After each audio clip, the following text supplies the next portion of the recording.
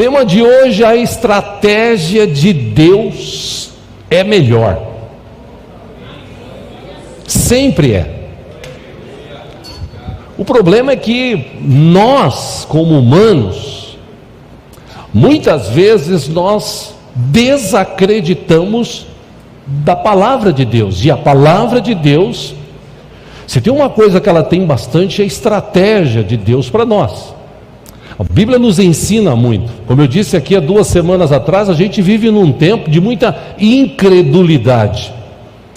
As pessoas vão para a igreja, mas parece que não vão crendo, não vão com fé, sabendo que Deus está naquele lugar, como Deus está conosco aqui nesta manhã, crendo que se Deus está aqui, aonde Deus está, o mal vai embora, a enfermidade cai por terra. Ou seja, é preciso ter fé para vir à igreja, não vir por vir, só para participar, só para receber, não, vir com fé. E entre outras dúvidas, nós vimos aqui e tiramos algumas dessas dúvidas semana retrasada, semana passada. Existe muita gente que a mente dele é uma mente natural, ele acredita somente naquilo que ele vê, toca. E Jesus certa vez disse aos seus discípulos, repetindo um texto da semana passada aqui, em Lucas 18:8, Jesus disse assim: quando o Filho do Homem vier, encontrará fé na terra? Quer dizer, Jesus um dia voltará, segundo ele mesmo falou. Quer dizer, quando ele voltar, encontrará pessoas com fé. E o que é fé? Já nas 2 mensagens, hoje a terceira, vou repetir também esse texto de Hebreus 11:1. Ora, a fé é a certeza daquilo que esperamos e a prova das coisas que não vemos. O que é fé? É crer naquilo que você não está vendo. E para isso acontecer, a gente precisa entrar numa dimensão chamada espiritual. Eu já expliquei aqui semana passada. É preciso entrar nessa dimensão espiritual e entender algumas coisas que estão contidas na palavra, para que nesse tempo de luta, de dificuldade, a gente possa superar as lutas e as dificuldades. E o nosso Deus é o maior estrategista que existe nesse universo, nessa existência aqui nessa terra. Nosso Deus é o maior estrategista. Se tem alguém que tem estratégias, esse alguém é o nosso Deus. E quando a gente segue à risca a estratégia dele, meu irmão, as coisas acontecem, minha irmã, as coisas acontecem nas nossas vidas. Eu já disse aqui também que o nosso Deus é um Deus atemporal. O que é um atemporal? Deus está fora do tempo. O tempo existe para mim e para você. Para Deus não existe o fator tempo. A Bíblia nos ensina, 1 dia, 1000 anos, para Deus é a mesma coisa. Deus está fora do tempo. O tempo existe para reger o que existe de vida nessa terra, inclusive a minha e a sua. Deus é atemporal, ou seja, Deus já sabe o passado, o presente, Deus já sabe o futuro. Sabe tanto o futuro que desde a fundação do mundo, quando Jesus estava lá com o Pai na criação, Deus já sabia e já tinha determinado tudo o que Jesus fez na cruz por nós. Ou seja, Deus nunca foi pego de surpresa. Deus sabe de todas as coisas, aleluia. O diabo não, o inimigo de nossas almas não, mas Deus sabe de todas as coisas. E por saber de todas as coisas, na Bíblia está cheio de estratégias que Deus deu a cada um, a cada momento de sua vida. É preciso ter fé, coragem, fé suficiente para entender, primeiro ouvir. E a Bíblia diz que a fé vem pelo e ouvir a palavra de Deus. Primeiro é preciso ouvir. Ouvir, como eu sempre prego aqui há anos, ouvir o que ninguém está ouvindo, falar o que ninguém está falando, ver o que ninguém está vendo. E para isso acontecer, você tem que ter uma vida espiritual. As pessoas que mais vislumbram as coisas que ainda não existem e são capazes de existir, porque nós temos um Deus criador, criativo, nós precisamos entender a estratégia divina. Por isso que é preciso orar. E o diabo sabe que quando eu e você oramos, nós nos aproximamos de Deus. Os nossos erros aparecem, nós vamos consertando, ou Deus vai os consertando. Quanto mais a gente se aproxima de Deus, mais Ele revela da sua palavra, das suas estratégias para nós. Então o diabo luta, o inimigo luta, para que eu e você venhamos a desistir de orar. Por que oração para muitos ainda é um tabu? Porque o diabo sabe, o inimigo sabe, que quando a pessoa ora, quando ela insiste, quando ela ora, quando ela insiste, quando ela começa a crer no sobrenatural, porque no natural a gente crê.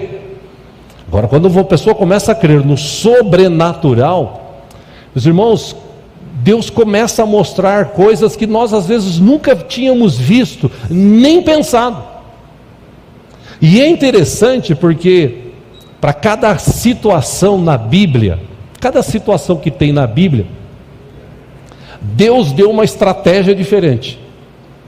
Deus sempre, como eu disse aqui, foi o estrategista. Em cada situação que a gente encontra na Bíblia, e existem vários aqui exemplos, eu não tenho tempo para citar todos, vou citar alguns aqui mais pontuais. Por exemplo, Davi, ele, enquanto ali pequeno, ou jovenzinho na verdade, quando ele foi levar alimentos e ver como seus irmãos estavam, havia uma desavença entre os filisteus e o exército do povo. Do outro lado tinha um camarada chamado Golias, de 2,80 metros de altura, segundo os estudiosos, armado até os dentes, fortes, era um campeão. E ele desafiava: olha, se houver alguém aí de vocês corajoso o suficiente para me enfrentar e me derrotar, nós seremos seus escravos. Mas se eu derrotar, vocês serão os nossos escravos. E dia após dia ele aparecia e lançava esse desafio, tirava um barato, e os soldados ali de Israel, todos eles com medo, pensando: e agora? Até que chega Davizinho. E Davi chegou e foi levar lá alimentos e saber como seus irmãos estavam. Os seus irmãos ficaram bravos com ele: o que você veio fazer aqui? Você veio tirar um barato da gente? Falou: não, eu vim aqui a mando do pai. Ele pediu para ver como é que vocês estavam. E quando Davi ouviu aquele desafio, Davi falou: não, como assim? O cara está falando contra o nosso Deus, está desafiando o nosso Deus. Não, eu não aceito isso não. Não aceito não. E ele foi falar com o rei, e o rei Saul na época falou: filho, olha o teu tamanho, olha o tamanho do cara. Falou: não, mas eu vou em nome do Senhor, eu vou derrubar, eu vou acabar com a raça desse cara. Olha a fé desse rapazinho. E tá bom, então, já que você vai, né, tipo assim, vai morrer, né, vamos tentar armar você. Tentaram colocar nele lá aquelas armaduras que eles tinham e tal, aquilo ficou tão desajeitado. Davi pequenininho mal aguentava suportar aquilo. Falou: não, tira tudo isso, deixa, porque eu vou em nome do Senhor. Ele tinha uma habilidade, entre outras, uma das habilidades dele se destacava. E é isso que eu quero te mostrar também nessa manhã. Porque alguma coisa, algum talento você tem, e Deus pode usar esse talento para abençoar a tua vida e a vida das pessoas com quem você se relaciona.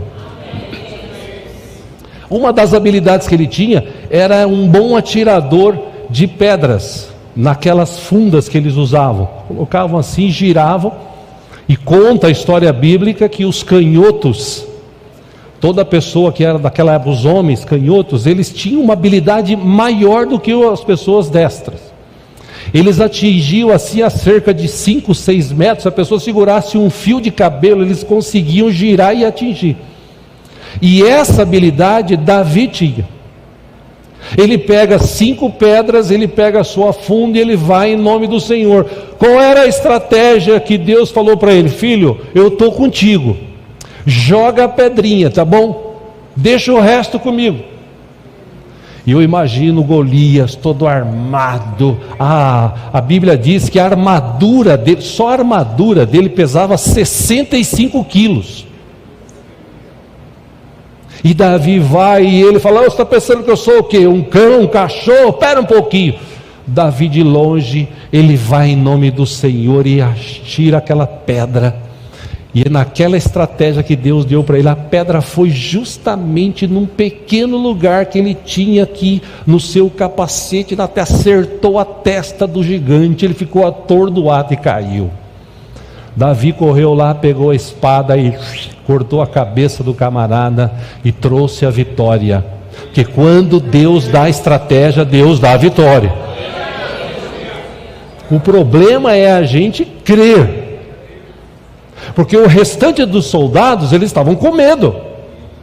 Todo dia vinha um desafio e eles ficavam com medo. Tipo assim, é você que vai? Não, vai você hoje. Pô, mas eu tenho 4 filhos, eu tenho 5.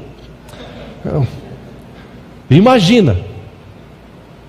Pois Davi, sem medo, ele ouviu a estratégia, a voz de Deus: eu estou com você. Ele sentiu dentro do seu coração assim: não, eu não aceito essa situação, não aceito. Falar mal do meu Deus, não. Meu Deus é poderoso, meu Deus, eu vou enfrentar esse cara em nome do Senhor.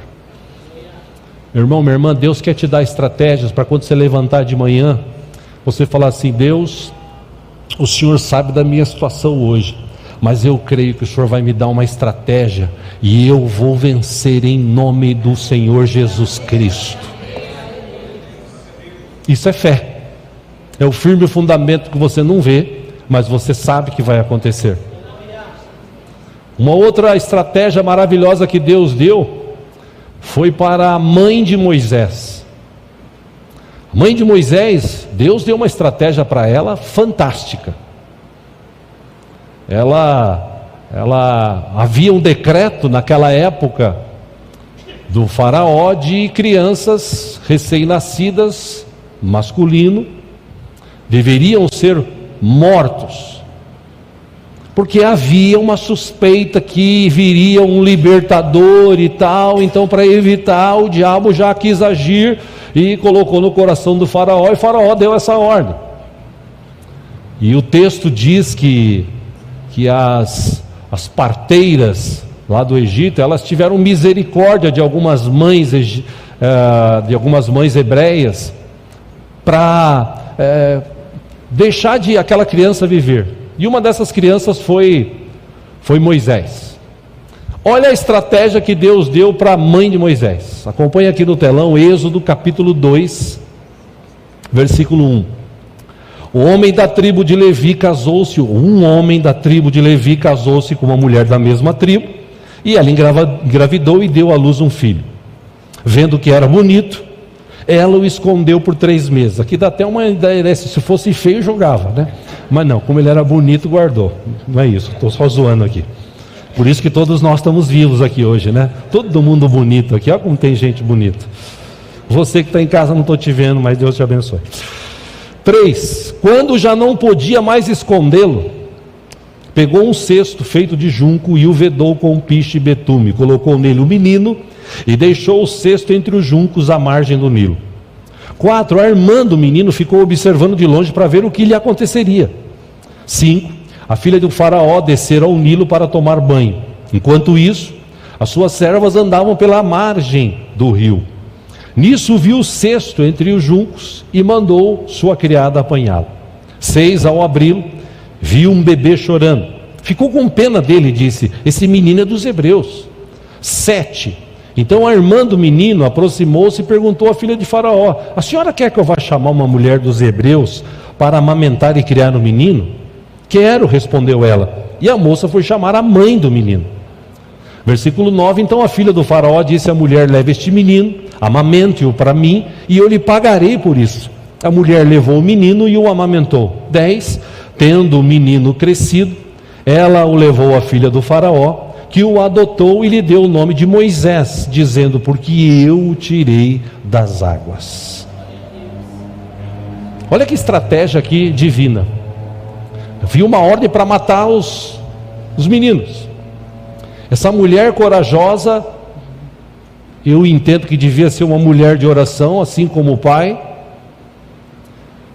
Ela ora e fica com dó do menino. Pô, menino tão lindo, vai morrer? Não. O que eu vou fazer? Deus coloca no coração dela: põe ele numa cesta, faz isso, faz aquilo, põe ali e deixa. Tipo assim, deixa comigo. Você só vai usar esse ato de fé. Você vai pegar a criança, você vai colocar num cesto, tá? Prepara ele, põe no rio. Deixa o resto comigo. Esse vai ser o teu ato de fé. Crê. Para quem ia perder o menino, lógico que eu creio. E o texto que nós lemos aqui, nós acompanhamos, diz que esse menino chegou perto da filha de Faraó. O lugar mais improvável do mundo, chega essa criança, que quando ela olha, ela fala: nossa, que menino lindo. Ainda bem que era bonito, né, irmãos? Nossa, que menino lindo, deve ser filho dos hebreus. Poxa, aí vem a irmã dele, mais velha: a senhora quer que eu chame uma hebreia para amamentar? Chama. Aí chama a mãe de Moisés. Aí vai a mãe de Moisés, ela deve ter ido com aquele medo, né? Pois não, você pode amamentar essa criança? Posso. Então você vai amamentar, e quando ela já tiver crescidinha, você traz aqui para mim, que vai ser meu filho. E nesse meio tempo, eu vou pagar para você amamentar ele. É de Deus ou não é, meu irmão? Só Deus pode fazer um negócio desse. Estratégia de Deus. Mas ela precisou acreditar. Uma outra história, essa eu quero ler com vocês aqui, que essa é fantástica. Você que trouxe a Bíblia, Josué, capítulo 6. Glória a Deus. Josué, capítulo 6.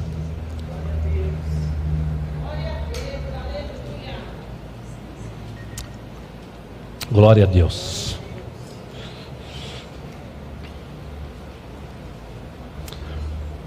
Deus é bom.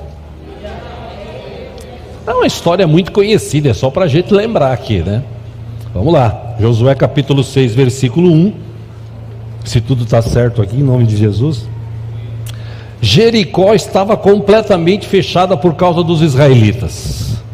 Ninguém saía, nem entrava. Versículo 2.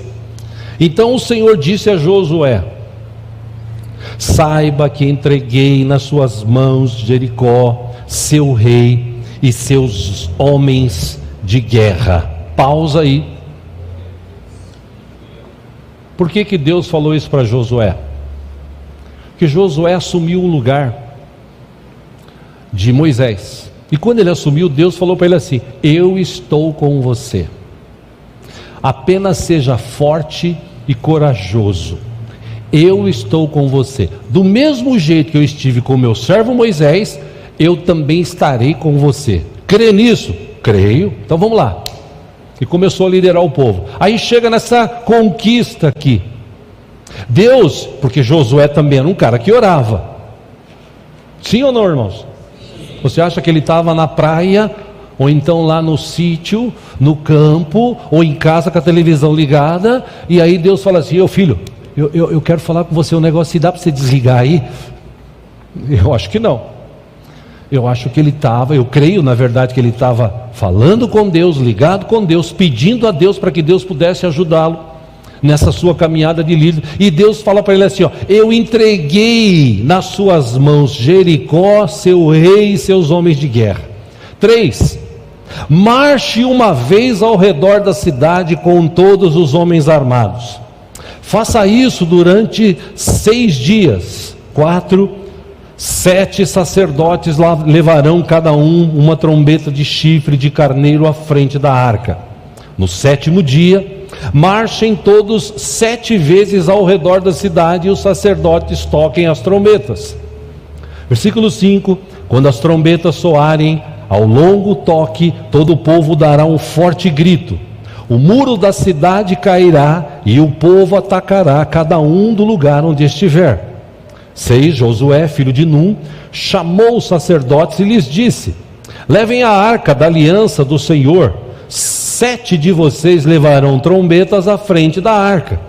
Versículo 7. E ordenou ao povo: avancem, marchem ao redor da cidade. Os soldados armados irão à frente da arca do Senhor.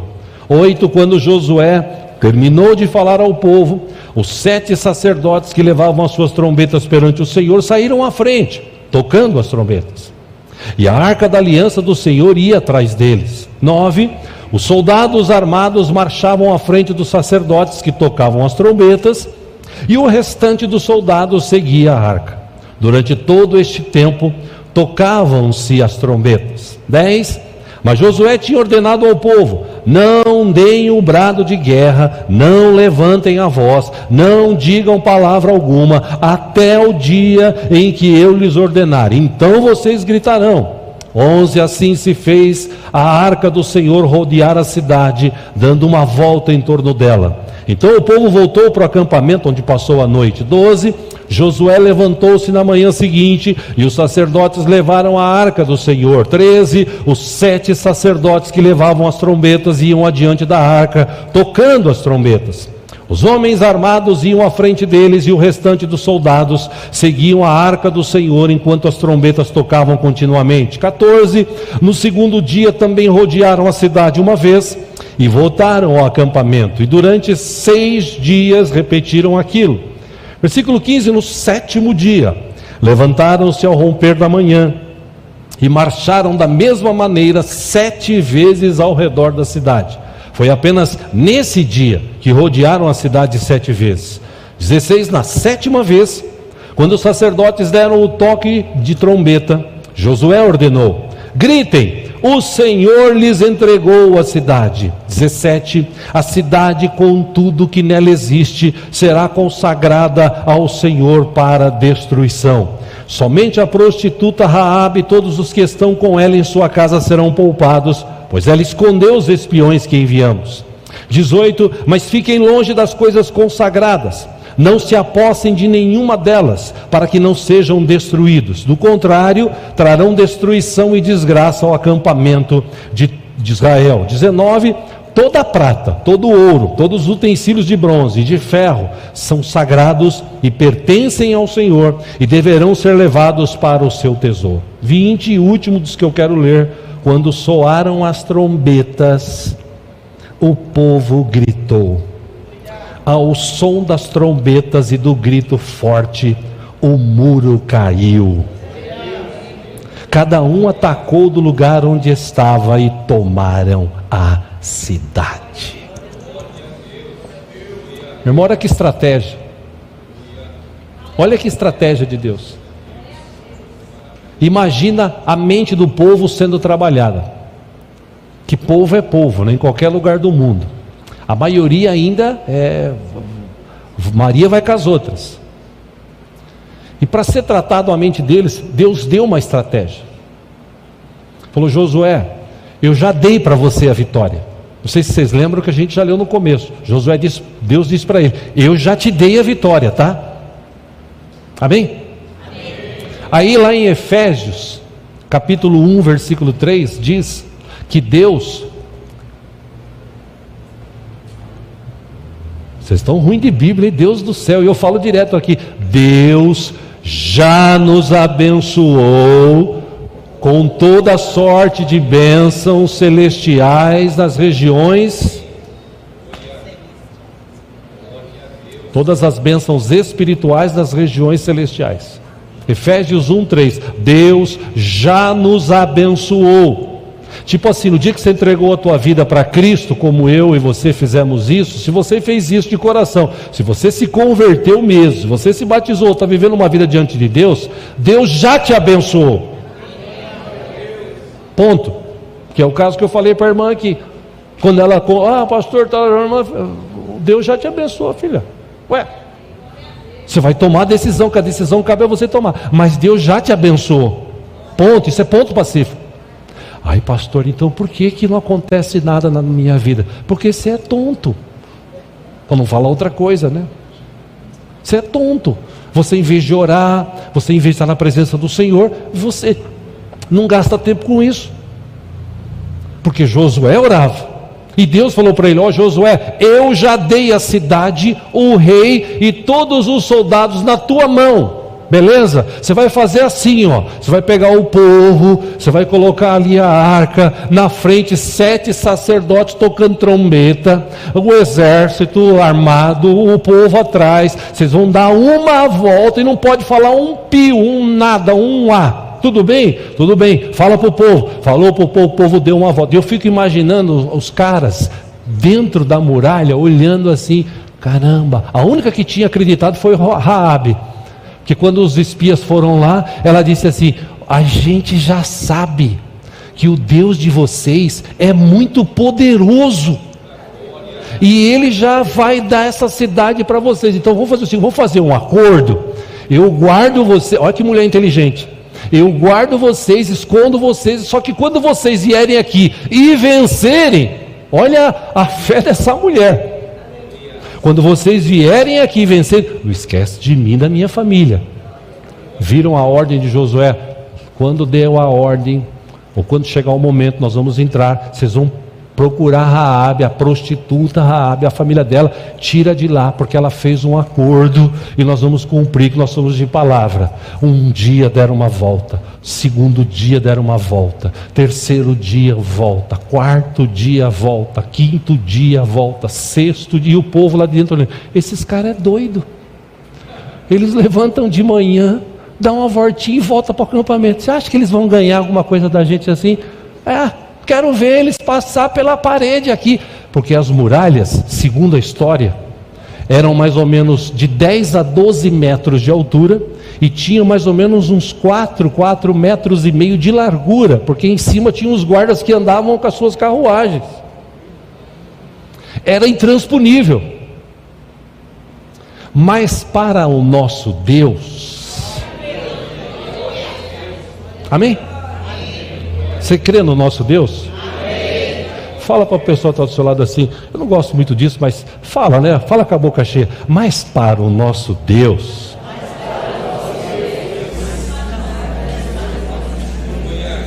Sétimo dia, agora nós vamos, hein? Vamos dar 7 voltas. Na última volta, toca as trombetas e grita. Foi a primeira coisa que ganharam no grito. Tocou as trombetas, agora pessoal, uau, é para gritar. Igual você grita lá no estádio: gol do Corinthians. Não é assim? Aí vem para a igreja: glória a Deus. Entende que muita gente não vai para frente? Ele não tem o mesmo objetivo. E vamos gritar: caem por terra em nome de Jesus. Não sei o que eles gritaram: glória a Deus. Deus é poderoso, para o nosso Deus não existe impossível. E grita, gente, grita e grita, e plá, e cai a muralha. Muralha cai sozinha. Por quê? Porque para o nosso Deus tudo é possível. Mas para isso acontecer, precisou de uma estratégia, precisou ouvir, seguir à risca aquela estratégia. Podia citar aqui Esther, a estratégia que Deus deu para ela: jejum e oração. Jejum e ora, ela jejuou e orou. Deus deu uma estratégia. Ela entrou na presença do rei, não podia, mas Deus teve misericórdia. Ela preparou um banquete. O cara que queria matar o tio dela acabou sendo enforcado na mesma forca que ele preparou para matar o cara. Por quê? Porque Deus, meu irmão, é capaz de fazer infinitamente mais além daquilo que pedimos ou pensamos. Se você ler a Bíblia com atenção, meus irmãos, épocas, histórias foram mudadas, e Deus deu uma estratégia, um discernimento para cada pessoa. Não adianta hoje eu pegar aqui e falar assim: irmãos, nós vamos conquistar o terreno aqui do lado, então nós vamos reunir igreja e dar uma volta. Aí no outro dia a gente vê: irmão, tem igreja no Brasil que já fez isso, não deu em nada. Por quê? Porque era uma estratégia para Josué e o povo lá na época. Ponto. Ah não, porque Deus fez isso lá, Deus vai fazer isso aqui. Meu irmão, eu vou te ler um texto aqui, Efésios, por favor, irmãos, Efésios 3:1, acompanha aqui no telão. Paulo falando na igreja de Éfeso. Ele disse assim: por essa razão eu, Paulo, sou prisioneiro de Cristo Jesus por amor de vocês, gentios. Gentio é todo aquele que não é judeu. Certamente vocês ouviram falar da responsabilidade imposta a mim, em favor de vocês pela graça de Deus.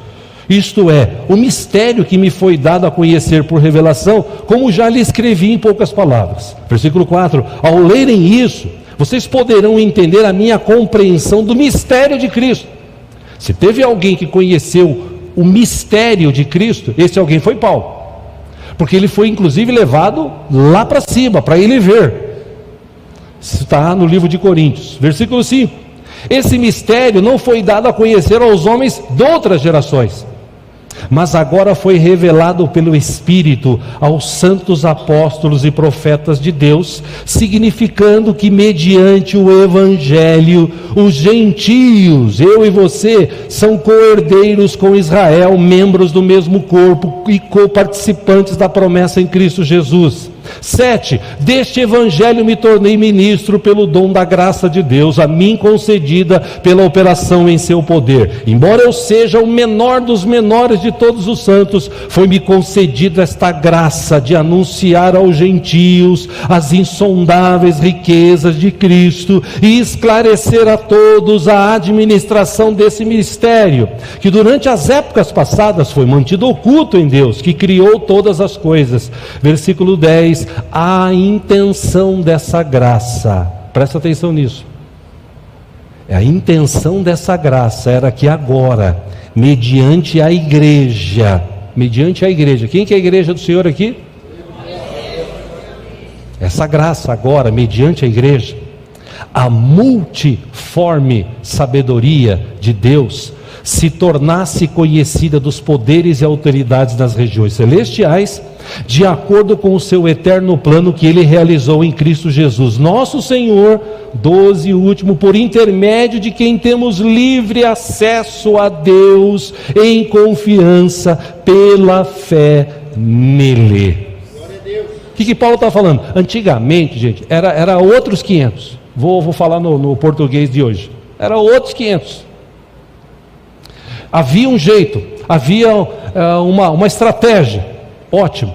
Hoje, Deus pode agir de formas completamente diferentes. Ele age do jeito que Ele quiser na minha vida, Ele age do jeito que Ele quiser na tua vida, do jeito que... Por quê? Porque Ele está falando aqui, a multiforme sabedoria. O que é multiforme? São várias formas. Ele tem várias formas de fazer, de dar, de mover, de entregar, no sobrenatural. Deus é capaz de fazer coisas tremendas.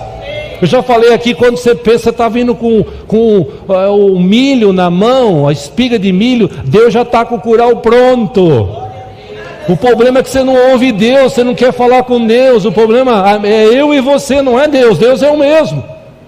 Em Jeremias 33:3 ele disse: clame a mim e eu responderei e lhe direi coisas grandiosas e insondáveis que você não conhece.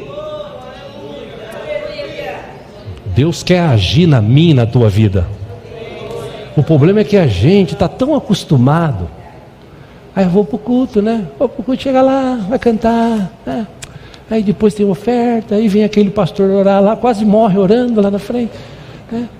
Então, o pastor prega, aí vamos embora. E Deus está aqui em todos os cultos. Um adendo aqui, toma cuidado com as coisas que você ouve por aí, porque num tempo atrás aí teve pastores de uma determinada igreja aí, que, me permita falar isso aqui, tá? É até uma bobagem, uma loucura, que para determinar o terreno, o poderio, alguma coisa relacionada com isso deles, eles fizeram que nem leão, cachorro, porque cachorro, quando ele quer tomar posse de um lugar, ele vai lá e faz xixi, né? Não é isso? Já ouviram falar disso? Aí ele faz de novo, porque chega outro cachorro, cheirou, opa, já tem dono aqui. É mais ou menos assim. Leão também faz isso, muitos animais fazem.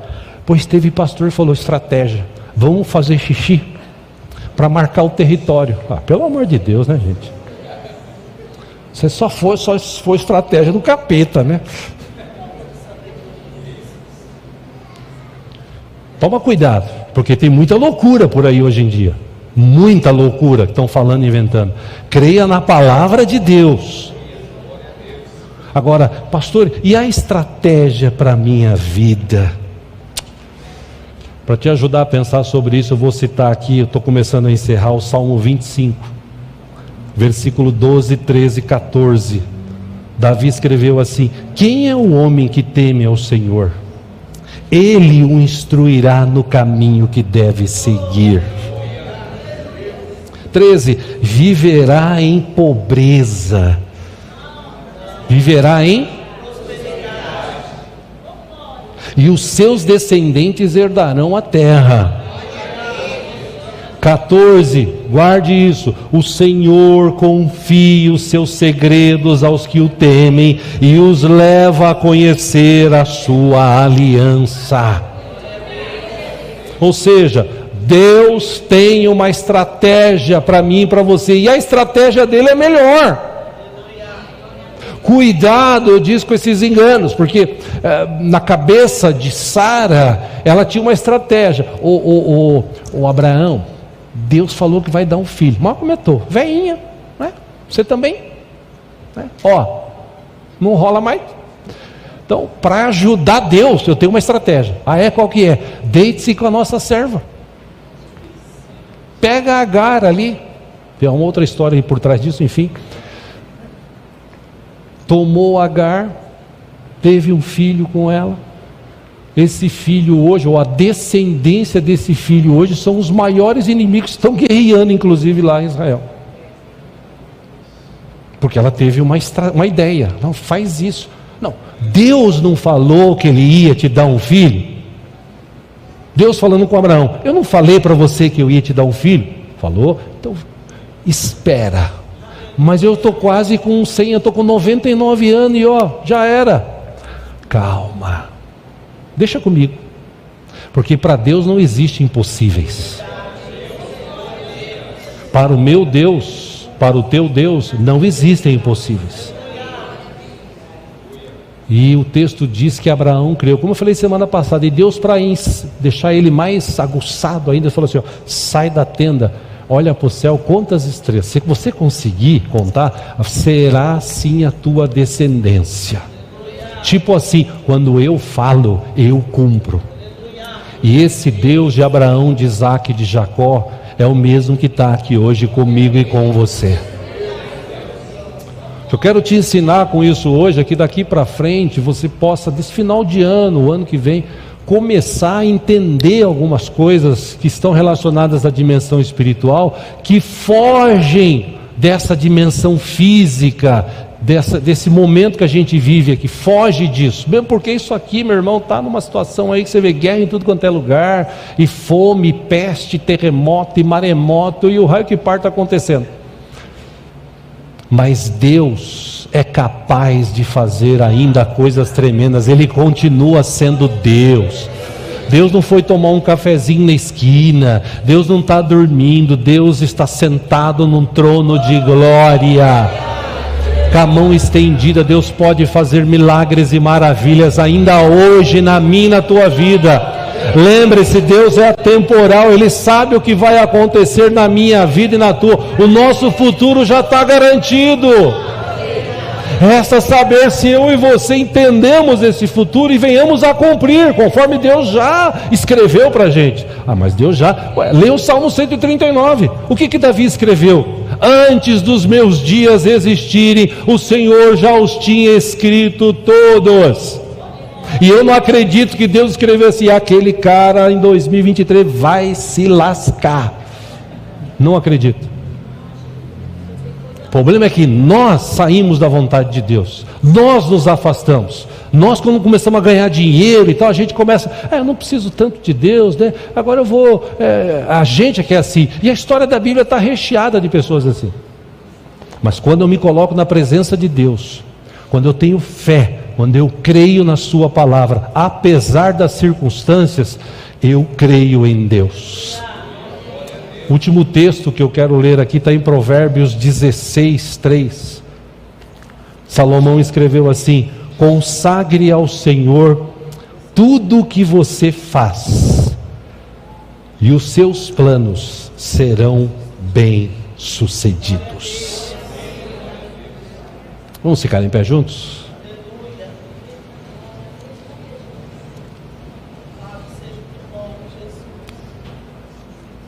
Eu quero te encorajar nessa manhã você orar. No final, claro, a gente sempre ora. Mas quem sabe hoje orar de uma forma diferente, se é que você entendeu a palavra. E se você entendeu a palavra, meu irmão, você vai sair daqui, nessa oração, Deus vai começar a dar estratégia para você. Eu não sei a tua situação, eu não sei.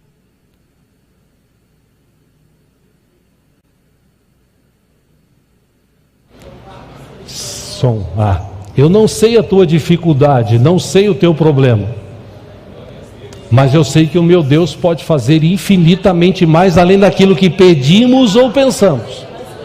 Então o que você vai fazer? Você vai orar e começar a pensar: Deus, eu preciso de uma estratégia, eu tenho um negócio para realizar. Deus, eu estou com uma enfermidade, eu preciso de uma estratégia, Deus, para que esse mal saia da minha vida. Deus, eu estou com um problema na minha família, eu não sei como eu resolvo, Pai. Mas eu sei que Tu és o Deus estrategista, me dá uma estratégia nessa manhã, Pai. Eu quero sair daqui já com a certeza de que esse mal, ou que esse problema, ou que essa dificuldade vai ser resolvida em nome de Jesus.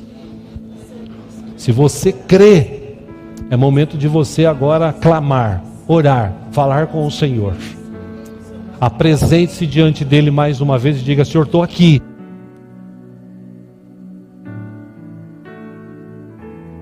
Estou aqui e não vou sair do mesmo jeito que eu entrei. Eu sei, ó Pai, e creio na Tua palavra. Exemplos me foram dados nesta manhã. Josué, Esther, a mãe de Moisés. Tantas pessoas que o Senhor trouxe estratégias, e eu sei que o Senhor tem estratégias ainda tremendas a acrescentar, a criar, a preparar, ó Deus. Às vezes nós tentamos resolver do nosso jeito, Pai, nos perdoa. Capacita, ó Deus, o Teu povo em nome de Jesus. Se você quiser, fale com Deus, aproveite. Ele está aqui, Ele está aí na tua casa, fale com Ele. Este é o teu momento com Deus em nome de Jesus.